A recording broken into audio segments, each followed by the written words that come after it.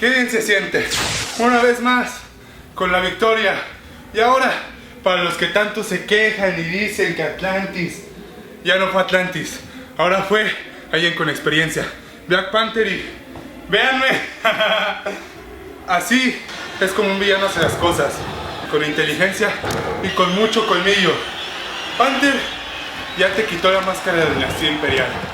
Ahora, tu hijo dice que máscaras, que no sé cuánto.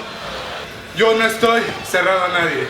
Si quiere lucha de máscaras, con quien sea yo la doy, no solo con Atlantis. Con Black Panther, con el Audaz, con quien sea que me vayan a poner. El hijo del villano tercero está para servirles. Y para que vean, lo demostré esta noche. No hice trampa. Lo que apliqué fue mi cerebro. Cosa que si ustedes no lo tienen, o si otras personas no lo tienen aquí, lo siento. Pero yo sí lo tengo y aquí está la victoria.